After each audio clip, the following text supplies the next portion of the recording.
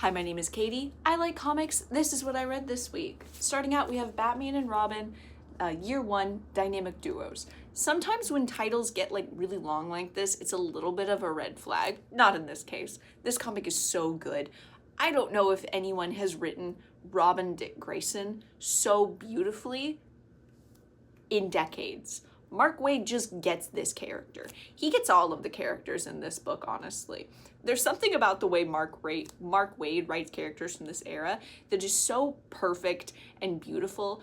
It doesn't feel like nostalgia bait, and at the end of the day, it kind of is. We're talking about Dick Grayson and Robin, after all. But the way he writes them in this story is so beautiful and pure. I can't believe he's also writing World's Finest, and I'm not a big fan of the way Dick Grayson is characterized in that book typically. Like, these are different dudes. Also, Somni and Lopez's art, always beautiful. These three together are my modern comic dream team. And then I read Hello Kitty and Friends, Hello World. It's a cute little comic. It's an inoffensive little whodunit that is just kind of sweet and cute. And if you know a kid who wants to read comics, hand them this. If you know someone who likes Hello Kitty who wants to read comics, hand them this. What I was most excited for, let me show you, because my guy featured heavily. Oh, he's there.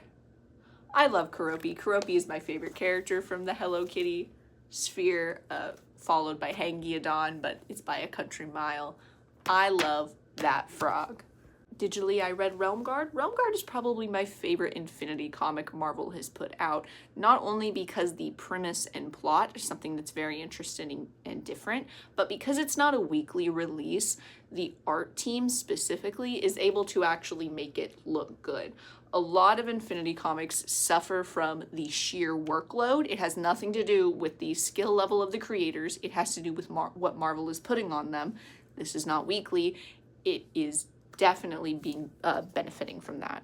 I performed as Polaris yesterday for some kids, so I did some X Factor reading to get ready. It's fine. It's not my favorite comic I've ever read. It's not my favorite Peter David work I've ever read, but it's okay if you want to read some 90s mutant stuff. X Factor's pretty solid.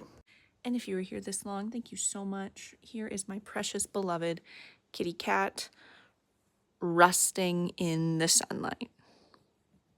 You getting rusty? You getting rusty?